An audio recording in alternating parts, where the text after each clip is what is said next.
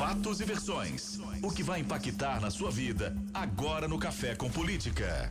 No Café com Política de hoje, nosso convidado é o deputado federal Júlio Delgado, do PSB. Ele é o presidente da CPI de Brumadinho na Câmara dos Deputados. Deputado, bom dia, bem-vindo mais uma vez aqui ao Café com Política, prazer recebê-lo. É um prazer estar aqui conversando com vocês e com seus ouvintes. Deputado, para a gente começar, a CPI de Brumadinho está em pleno vapor lá na Câmara dos Deputados.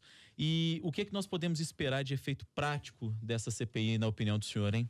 Olha, primeiro a CPI já está trazendo frutos, porque ela trabalhou de forma conjunta, os membros praticamente são os mesmos.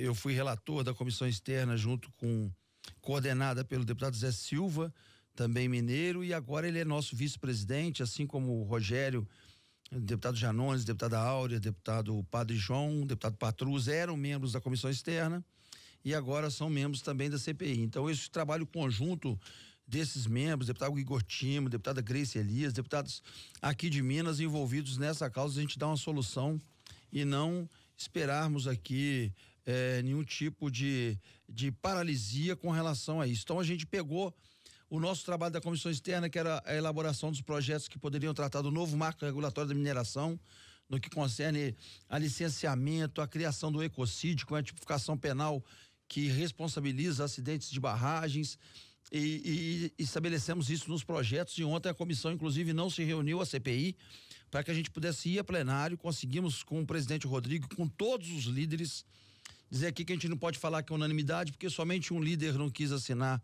de um dos partidos, mas todos os líderes assinaram as urgências. Nós estamos com as 7 proposições com urgência urgentíssima, quer dizer, já em plenário, o parecer das comissões vai ser dado em plenário, para que a gente possa já dar uma resposta legislativa com relação ao que vai ser a tratativa, as leis que vão tratar e vão reger a questão de mineração, de fundo, daqui por diante, quando a gente conseguir votar no plenário e depois no Senado. Concomitante com isso, nós estamos trabalhando lá na CPI, na apuração das responsabilidades. E aí estamos chegando claramente numa brutal responsabilidade, num colapso do sistema minerário mineiro, principalmente, brasileiro, mas mineiro, colapso do sistema de barragens, a úmido, a montante, como a gente vai ficando especialista em até conversar a respeito. Mas a gente está chegando que Minas Gerais chegou no momento de colapso. O sistema todo, que é uma exploração predatória nos últimos 40 anos, ele se deteriorou tanto, ele foi tão predatório a ponto de a gente estar com hoje 20 barragens, segundo o Ministério Público, em situação crítica, 10 barragens em situação mais do que crítica, na iminência de romper, como um relatório da própria empresa que dava o laudo de estabilidade para a própria Vale. Então nós estamos agora no momento de afunilar a apuração em cima da responsabilidade do crime de Brumadinho entre a Vale e a Tuvisud, que é uma empresa alemã, que é a responsável, aquela que deu o laudo de estabilidade em outubro de 2018 para a barragem B1, a de Córrego do Feijão, que se rompeu em Brumadinho em 25 de janeiro. Deputado, o senhor chegou a criticar, dizendo que os funcionários da Vale estavam fazendo um jogo de empurra. O que seria esse jogo de empurra? Nós temos algumas coincidências tristes que aconteceram, porque quando você vai ouvir gerentes e responsáveis da Vale, só falta agora nós ouvimos da Vale os diretores, mas os gerentes operacional, administrativo, corporativo, quando você vai conversar com o gerente operacional, ele fala que ele não conhecia da área, que era do administrativo que fechava os contratos. Você vai conversar com o administrativo, ele fala que era o operacional porque ele não fazia parte da responsabilidade de campo. Você vai falar com o gerente de sistemas, ele fala que ele não podia ter o radar porque a responsabilidade era do outro. Eles ficam sempre de uma certa forma até combinada, a gente sabe, e é um direito deles, mas que o escritório de advocacia contratado pela Vale para defendê-los é o mesmo. Então existe uma estratégia entre eles de passar a responsabilidade para o outro, tirar a sua responsabilidade, né? Demonstrando claramente que existe uma combinação nesse sentido. Uma outra triste coincidência é que quando a gente pergunta justificativa ou não, acho que algumas são válidas, outras eu não posso dizer a mesma coisa, mas nenhum dos grandes, dos responsáveis pela gerência ou pela a operação de Córrego do Feijão em 25 de janeiro estavam na mina. Quer dizer, estava lá peão, estava lá algum diretor, estava lá mas você vai procurar o responsável pelo radar, o gerente tal, o gerente de tal área, ninguém estava lá.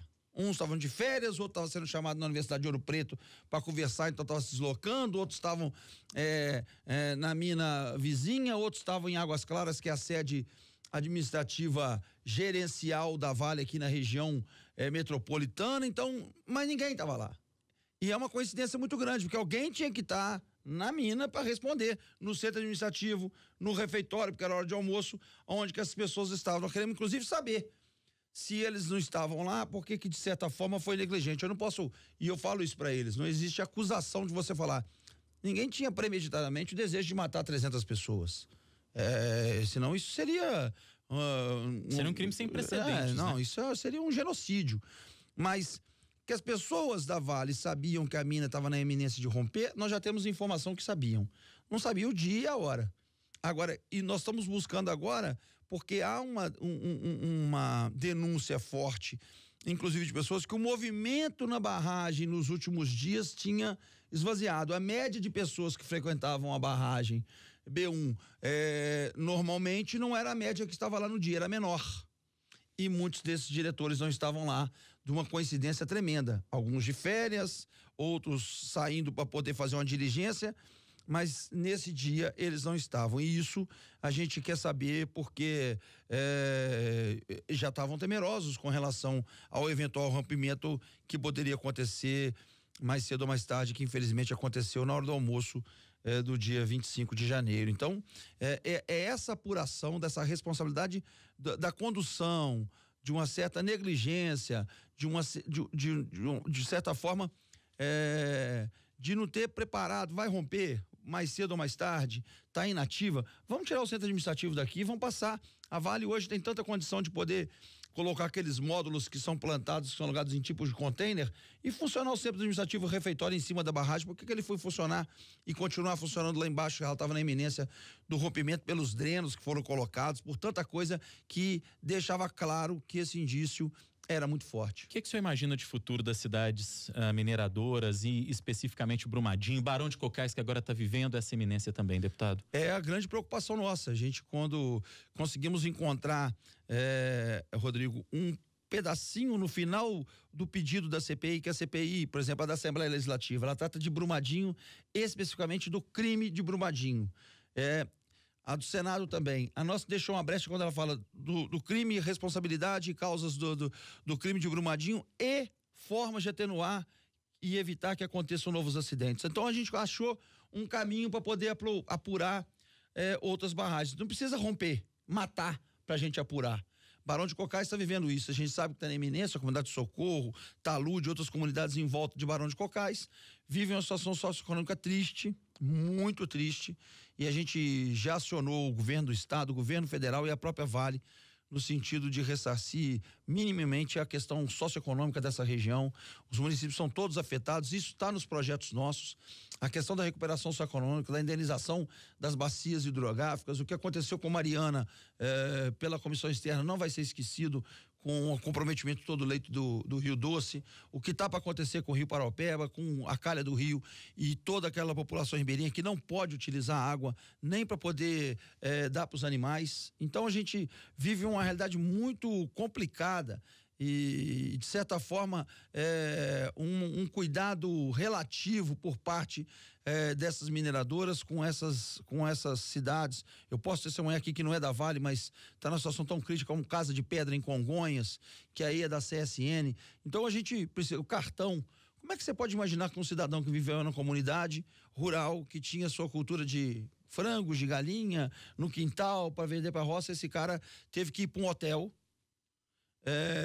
não pôde levar seus animais, o cara tinha um passarinho, tinha um gato, tinha um cachorro, ele teve que ficar abandonado. O Socorro hoje é uma comunidade rural de Barão de Cocais que nós sobrevoamos, que está deserta, é uma cidade fantasma, não tem nada mais, é um lugarejo com 70 casas que está absolutamente vazio. As pessoas foram deslocadas para Barão de Cocais, perderam sua referência de vizinho, de vida, de casa, estão morando em hotéis, seus animais foram largados lá na comunidade de Socorro, porque eles não puderam carregar, nem pode ficar em hotel. Barão de Cocais não comporta esse número de pessoas, em torno de 500 pessoas. Deputado, eu vou te interromper só para fazer uma pergunta em relação a isso mesmo. O prefeito de Brumadinho, Avemar Barcelos, está indo para Barão de Cocais hoje pela manhã para encontrar o prefeito de lá, o Décio dos Santos, e eles vão discutir justamente as dificuldades enfrentadas pelos dois municípios por causa da mineração. Eles têm buscado algum tipo de ajuda na CPI de Brumadinho, por exemplo? Tem. O prefeito de Barão de Cocais esteve conosco quando nós fizemos a visita. Só para concluir, é isso. Essas pessoas vão para a cidade e a Vale dá um cartão de custo de sobrevivência de R$400. Paga o hotel e dá R$400. O cara que tinha a vida dele o dia inteiro lá na zona rural, ele vai para a cidade para ficar no hotel e receber R$400. O que esse cara vai virar? Alcoólatra, dependente de remédio ansiolítico. O cara tá hoje abandonado. E o prefeito sabe disso, porque sabe que, de certa forma, essa é a pressão e a chantagem que a Vale, que as mineradoras fazem. Acusa esses municípios que vão parar suas atividades, né? Para as atividades, desemprega as pessoas, para o recolhimento de impostos para os municípios, de ICMS, porque outros eles não têm, e aí os municípios ficam a ver navios. Esse é o recurso que nós pedimos. Nós pedimos para o governo estadual e para o governo federal fazer os repasses imediatos, sem essa pressão que tem o governo, para que os municípios possam ter uma possibilidade maior de sobreviver a essa minério-dependência que a gente tem em muitos municípios de Minas, como é o caso de Barão de Cocais e de Brumadinho. Reta final do Café com Política, mas antes tem a hora do bate-pronto. No Café com Política, hora do bate-pronto. Perguntas objetivas, respostas igualmente objetivas. Combinado, deputado? Vamos lá. Mineração. Triste em Minas hoje. Crime ou acidente? Crime. Futuro da economia mineira.